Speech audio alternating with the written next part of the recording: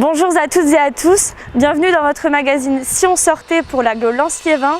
Je remplace actuellement Nathalie qui est souffrante. Dobreché Tracouch, Nathalie, tu me confirmeras si c'est ça. On se trouve actuellement à la base 11-19 de Losangoël et maintenant tout de suite votre sommaire.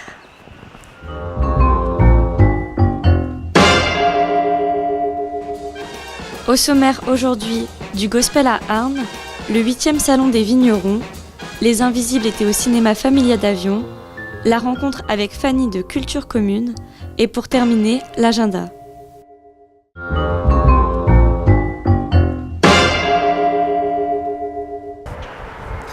On est toujours à la base 11-19 à Losangoël. La semaine dernière, le groupe Gospel United était à Arnes. Tout de suite, quelques extraits.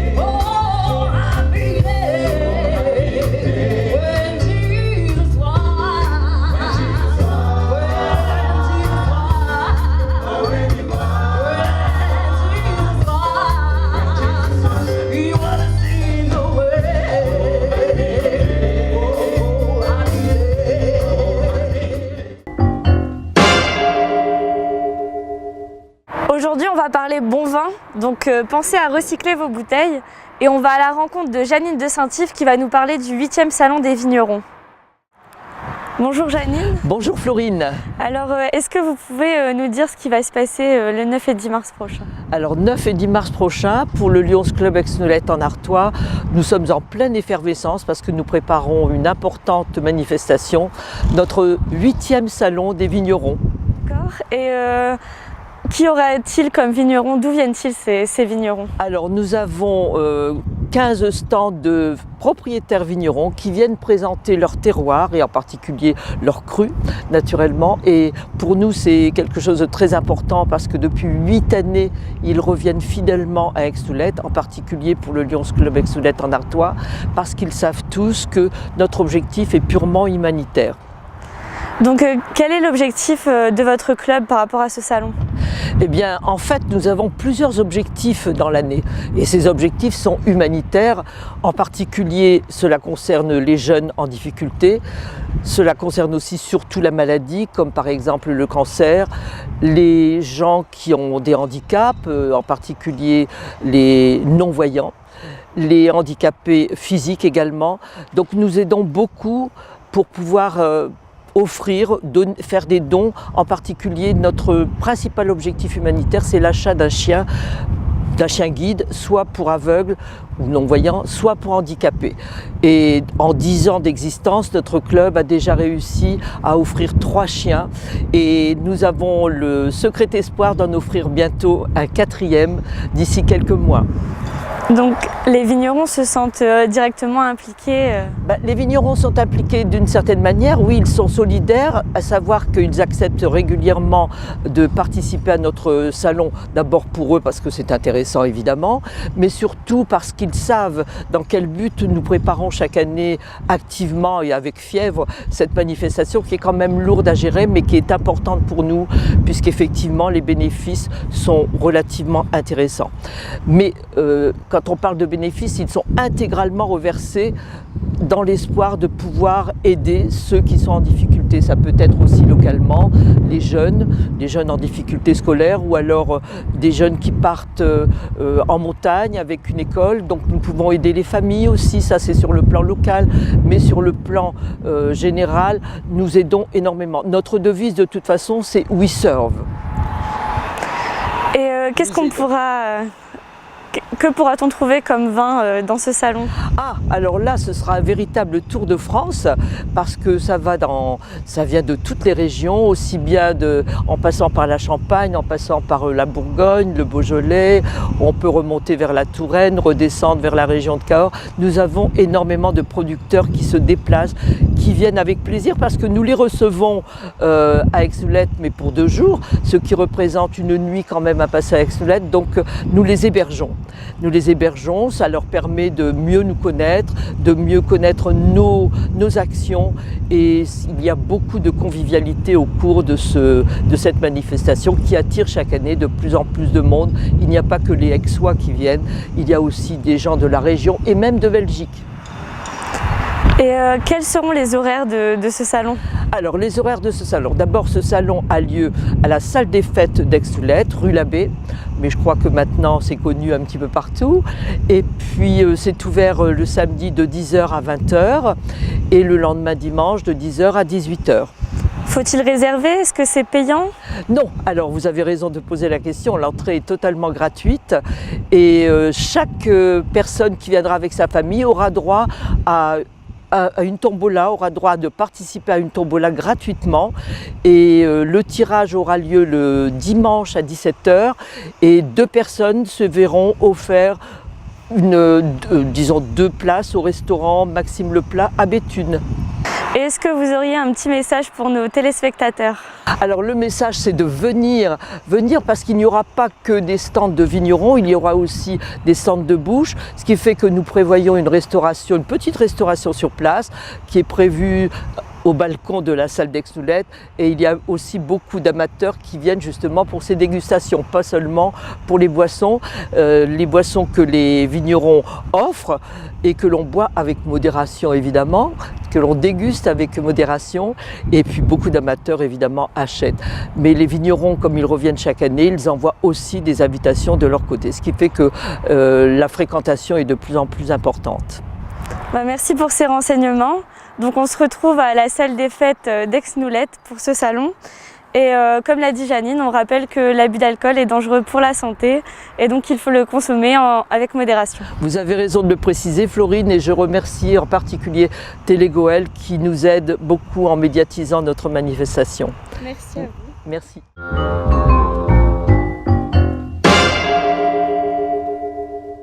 Les Invisibles étaient au cinéma d'Avion pour un ciné-débat. Non mais Les Invisibles, c'est le film, c'est pas moi. Tout de suite les images.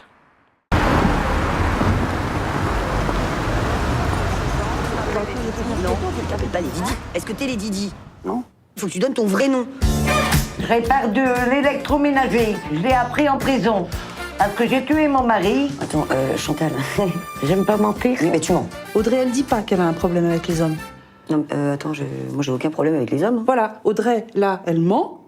Et c'est pas grave. C'est pour présenter le film.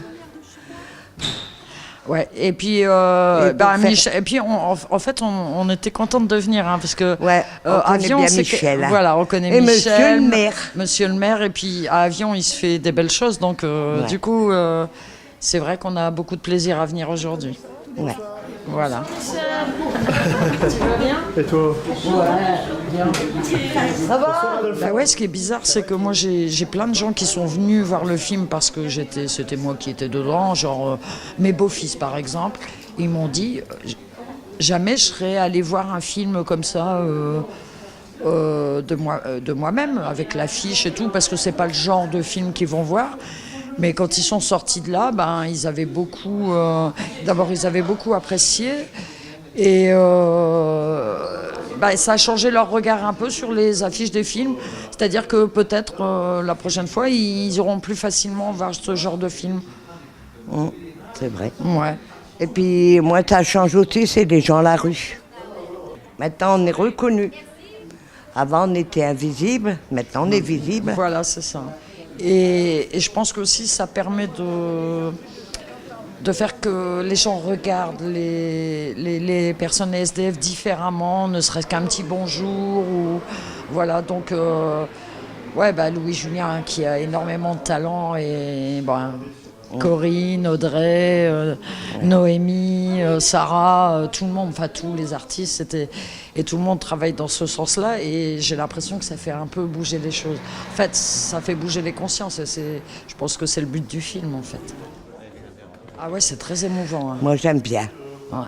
Ça réchauffe le cœur quand vous voyez tout plein de monde. Si, C'est vrai. Et ouais, puis c'est vraiment très très émouvant. Quelquefois, on a envie de verser une petite. Enfin, Oh toi non, tu ris pas beaucoup, hein, mais moi. moi je suis une pleureuse. Ah, c'est une brailleuse, pas moi. Moi, je suis une Donc, rigolote. mais ouais, c'est vraiment. Et puis ça permet, c'est bien parce que les gens posent des questions et ça nous permet d'expliquer et puis d'avoir l'avis des gens. C'est vraiment un beau partage. Ouais, c'est vrai. Voilà. Et il faut dire quoi? Je sais pas, tu dis. Nous, on était très heureuses d'avoir fait cette aventure parce que c'est quand même des gens qu'on n'aurait pas forcément rencontrés dans la vie. Bon, Louis-Julien Petit, moi je le connaissais avant et c'est vraiment quelqu'un. Le tournage, ah ouais, c'était super. On s'est retrouvés une tribu avec des filles que peut-être on n'aurait jamais croisées dans la vie. Ouais, et c'est bizarre parce que c'est vraiment comme si c'était une tribu. Maintenant, ça existe. On était 13 récurrentes et dès qu'on voit les autres, on est super contente. On s'envoie des petits mots. Et puis après, le tournage, c'était un peu dur parce qu'il faisait très froid. Donc, comme tout se passait beaucoup dehors, c'était un peu dur. Mais sinon, avec Louis-Julien Petit, disons qu'on n'a pas le temps de réfléchir. Hein. Il nous met devant le truc, il nous dit dis ça, dis ça, dis ça, et c'est parti comme ça. Et voilà, et c'est parti. Et en fait, quand on a découvert le film aussi, parce qu'on a tourné énormément de scènes, hein, Ouais. des scènes qui ne sont pas forcément dans le film. Moi, je disais pas beaucoup ce qu'il m'avait écrit, hein, parce que je comprends pas bien le français. C'était pas compatible. C'est pas que tu comprends bien français, mais c'est sa façon de parler. Et bien c'est aussi pour ça que il avait pris Adolpha. C'est parce que lui, il écrit une trame, mais il s'y tient pas forcément. Et après, il attend de voir ce que ça donne avec les gens. Voilà. Pour les Didi. C'est la plus moche qui trouve un mec. Il est pas mal aussi. Et du coup, Adolpha, voilà. Ouais. Bon, quelquefois, il disait, mais arrêtez de parler trop à toi, je vais devoir sous-titrer. Mais bon, sinon, voilà. Il n'y a pas tout titré, hein. Non, on comprend tout.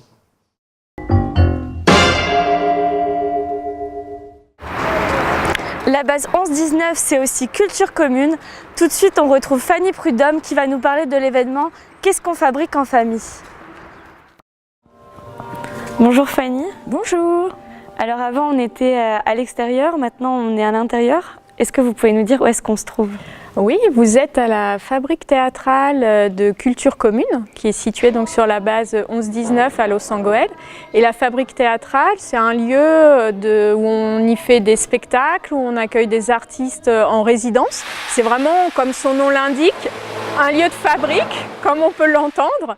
Et aujourd'hui, c'est un jour particulier qui est le jour de l'installation par le collectif des Faux Amis Plus, juste derrière moi, de la scénographie qui sera mise en place pour notre temps fort. Qu'est-ce qu'on fabrique en famille? Donc vous voyez nos 3 acolytes du collectif Faux Amis Plus, Lionel, Anne et Lucie, s'activer, préparer l'installation entre photographie, sculpture et tissu aussi, voilà.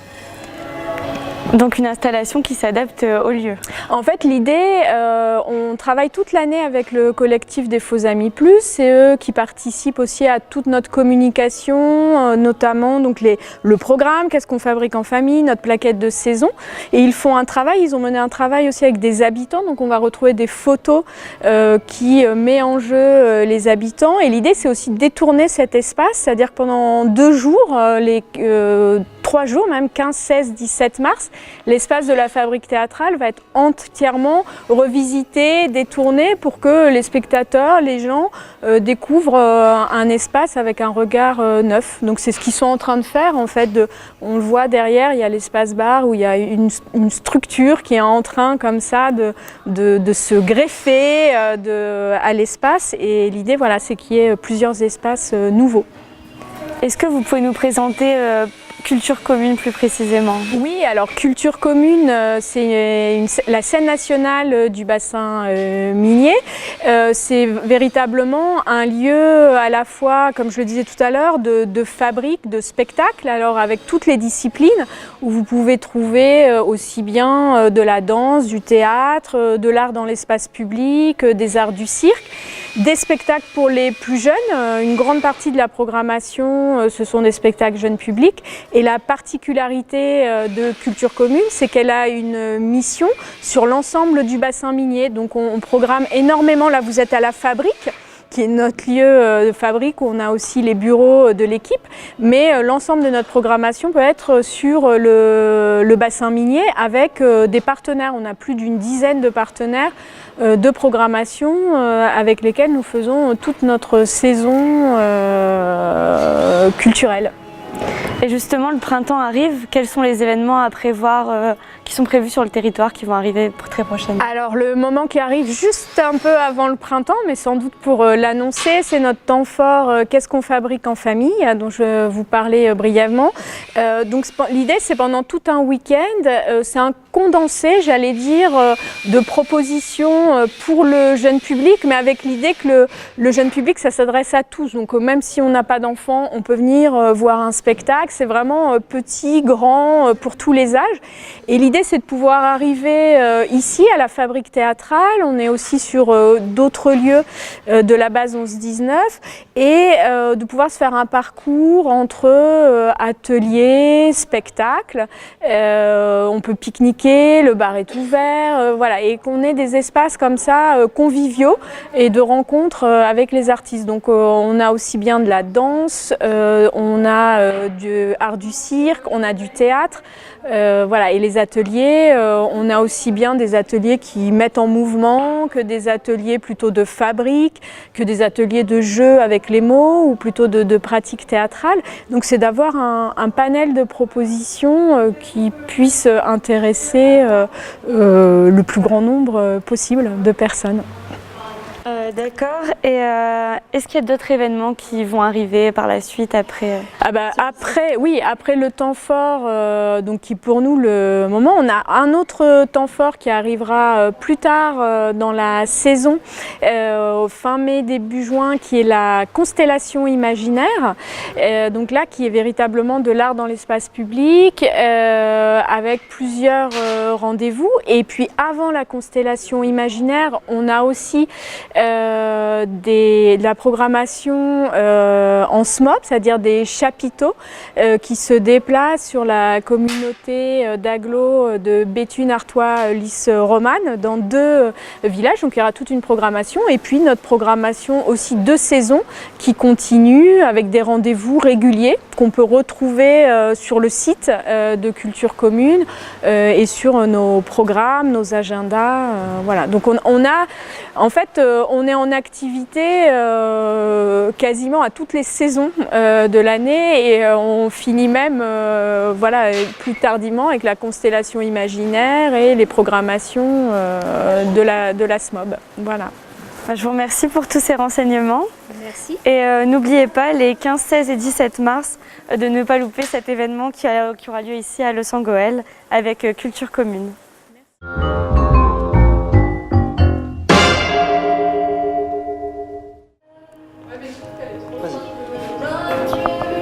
Alors je vais aller leur donner un petit coup de main. Quoique non, parce que je suis pas terrible en bricolage.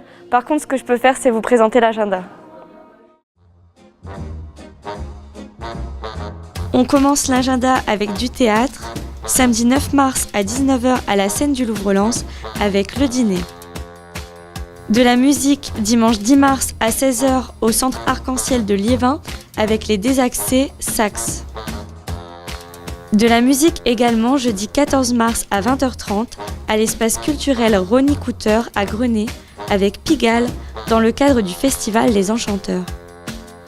De la poésie dans le cadre du Printemps des Poètes 2019, vendredi 15 mars à 19h à la bibliothèque Duquesne Paul Gambetta à Liévin avec Dan Raconte Devos. Le Printemps de l'Art Déco, c'est reparti, et ce jusqu'au 30 avril. Pour en savoir plus, se rapprocher de l'Office de tourisme de Lens-Liévin.